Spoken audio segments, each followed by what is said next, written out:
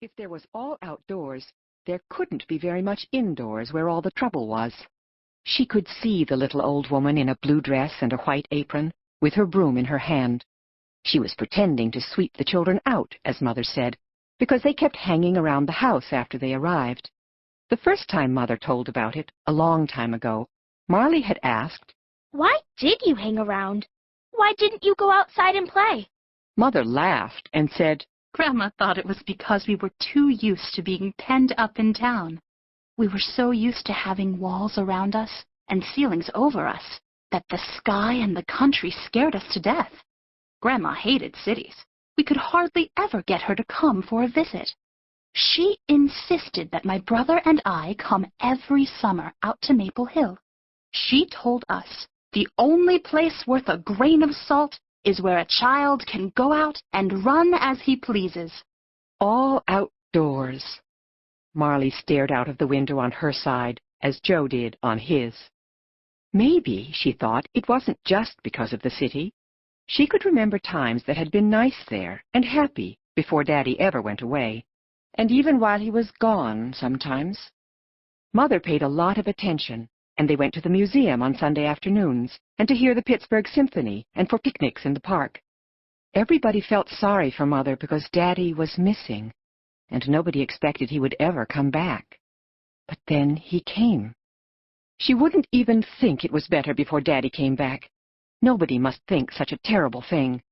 But it was a worry. If a door slammed behind you, for instance, he'd shout, "Who slammed that door?" You'd start to tell him the wind made it slam, but there wasn't time. Mother always hurried in, saying, "Shh, shh, shh."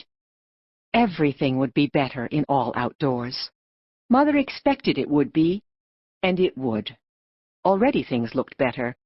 For 2 hours the most wonderful outdoors, all hills and snow and big tall trees and farmhouses, had been going past the windows. Once in a while it was interrupted by a pretty little town, and then it began again. Marley, Mother said anxiously, half turning her head, but watching the road at the same time. you mustn't expect it to be exactly the way I said. Grandma's been gone from Maple Hill for nearly 20 years. Uncle John's lived here off and on, but, well, it's an old run-down place. Not like these lovely farms on the road at all. "I know that, but we're going to fix it up." Those were the words Mother used when Marley first heard them talking about it. Daddy had jumped the way he did sometimes and said, "You mean it's going to fix me up?" Dale, I didn't say that. "You meant it." Well, all right then, Mother had said, going red in the face. Why shouldn't we say it right out? I'm hoping it will. That had been just a little while ago, during the Christmas holidays. You expected everything to be wonderful at Christmas time, and the town was wonderful, with colored lights and decorated trees in every direction. Marvelous things were piled in every window along the streets downtown, and big organ music made the sidewalks sort of tremble. But this year something had gone wrong with everything. Daddy didn't even come from his room Christmas morning to see the presents. Mother had explained, trying to smile. He was tired and hurt and not really cross. He was sick and discouraged, not angry at them or at anybody. There was a lot of difference, Mother said. Of course it was true, but the house felt ugly and tight. Joe went off with his crowd right after breakfast. During the holidays, he found some place to go every day. Once when they began to talk about coming to Maple Hill, Daddy had said, "I don't know whether I can do it, Lee. All that wood to cut and everything. Do you think I can swing an axe anymore?" Why, of course. And Joe can help. He's 12, isn't he? That's just the age Grandma used to say kids stopped being a nuisance and started being useful. "In 2 years, I'll be 12 too." Marley had thought. She was so interested in imagining the piles and piles of kindlings she would cut that she forgot to listen to what Mother and Daddy said next. She was reaching up in her mind to put a piece of wood on a pile higher than her head. But then Mother said something so interesting and wonderful she couldn't help hearing it. When I was a little girl up at Grandma's, I was certain that Maple Hill was the place where all the miracles had happened. Daddy didn't laugh. For a minute, it was as if the two of them were holding their breath together.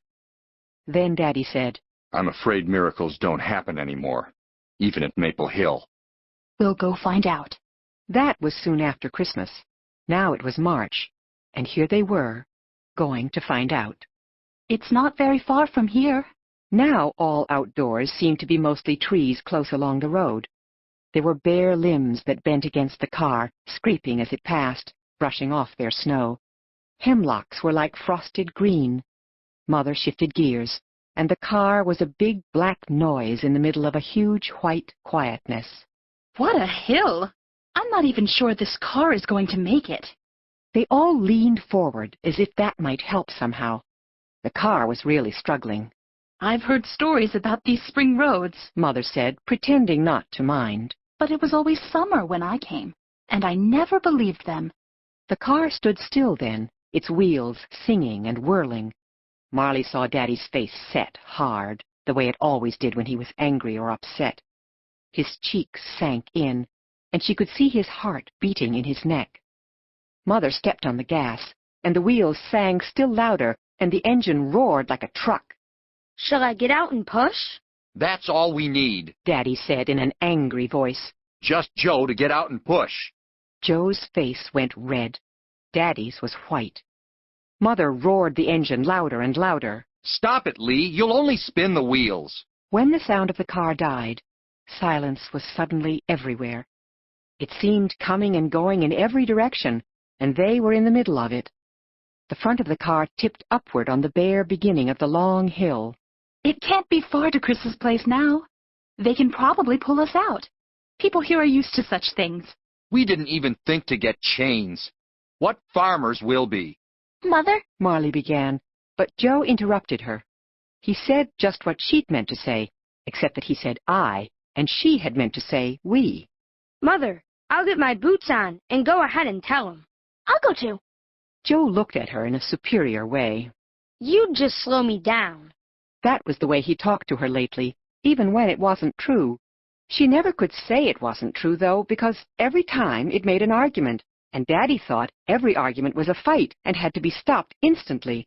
He said there was plenty of fighting going on in the world without them doing any of it. Mother hesitated. I don't know what else. She looked at Daddy. My boots are in the trunk. Joe said, and out he went. Mine are too. Get mine too. He'll be sopping wet before he even gets his boots on. Who would have thought there'd still be snow like this up here? Her voice was worried. Daddy didn't say one word.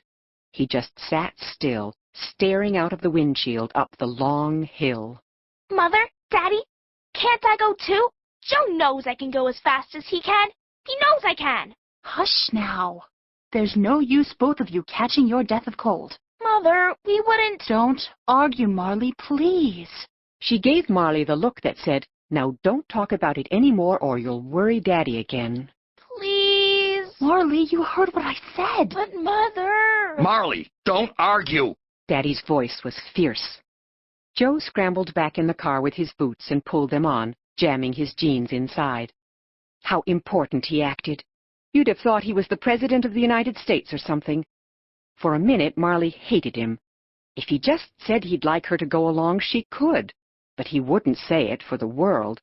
She always said she'd like him to go along wherever she was going, and it was even true. But he'd never say it. Never, never, never. Please, Joe, She whispered so Daddy and Mother wouldn't hear. But Joe didn't seem to hear her either. Mother said, Joe, you'll likely see the Chris place as soon as you get to the top of the hill. It's a big white house down a lane, green shutters. Behind it is a huge red barn. I'm pretty sure it's the next place. Her voice didn't sound sure at all. Just tell whoever is at the next place. I hope I'm right. They're such wonderful people, and we're such good friends to Grandma and to John and me. Joe got out. He acted more important than ever, pulling his gloves tight up over his sleeves. Marley said once more, Mother. but Mother looked at her, hard. Joe started out, turning to smile and wave. Marley hated him again, this time even more. But in a minute he was walking alone up the hill, littler and littler, and the three sat silently watching him. By the time he got to the top of the hill, she loved him again, and opened the door and hopped out on the running board to